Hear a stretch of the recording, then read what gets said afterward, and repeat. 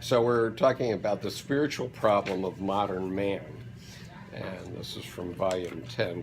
I must say that the man we call modern, the man who is aware of the immediate present, is by no means the average man.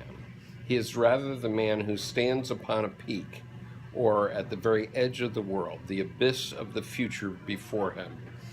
Above him the heavens, and below him the whole of mankind, with a history that disappears in primeval mists. The modern man, or let us say again, the man of the immediate present, is rarely met with, for he must be conscious to a superlative degree, since to be wholly of the present means to be fully conscious of one's existence as a man. It requires the most intensive and extensive consciousness with a minimum of unconsciousness. It must be clearly understood that the mere fact of living in the present does not make a man modern. In that case, everyone at present alive would be so. He alone is modern who is fully conscious of the present.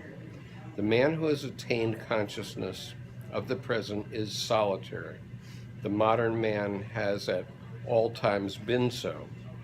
For every step towards fuller consciousness removes him further from his original, purely animal participation mystique with the herd, from the submersion in a common unconscious.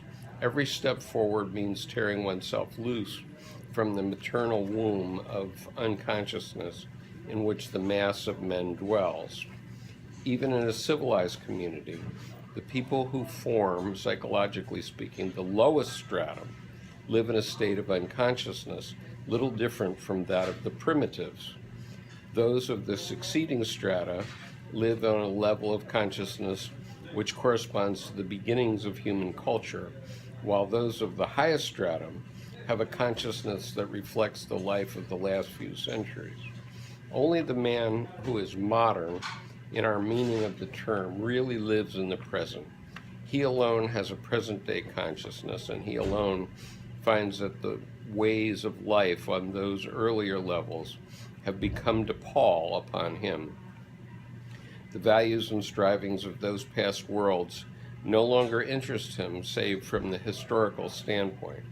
Thus he has become unhistorical in the deepest sense and has estranged himself from the mass of men who live entirely within the bounds of tradition. Indeed, he is completely modern only when he has come to the very edge of the world, leaving behind him all that has been discarded, outgrown, and acknowledging that he stands before the nothing out of which all may grow. You know, the first thing I thought of was that going through the strata, which was like the also like the levels of consciousness, was what was that British singer? He was sort of the Dylan of England, Donovan. He had that song, first there was a mountain and there was no mountain and there was. It's sort of that thing where you experience there's a mountain. Then you get abstract and you know, the mountain's not really there, you're just looking at the map of the mountain, so to speak. Right. And then finally you get past the map where you've integrated everything and you come back around, but you're the primitive man with the map. Right. So you're that's... Well, going back to my original question, I was thinking to myself, you know, what is it about America that we would all fight for? Okay. What would, you know, and obviously it's a symbol. There's a symbol for it. So when 9/11 happened, what happened? The symbol in the form of the flag came out, and you were seeing it everywhere. Okay, we're driving down the highway. People were flying flags down the highway. Still do to a certain extent, but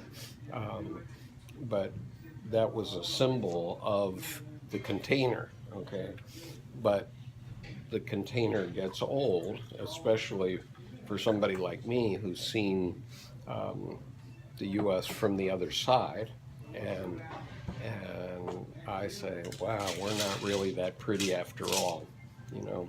And then another example would be the Marine Corps, where, okay, that container of the Marine Corps for me has started to pall.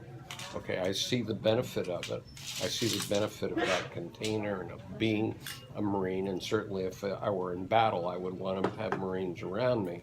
But that's a certain limited way of looking at the world. And, and if I look at the world in total, then I say that gung-ho aruga attitude, it just doesn't quite do it for me.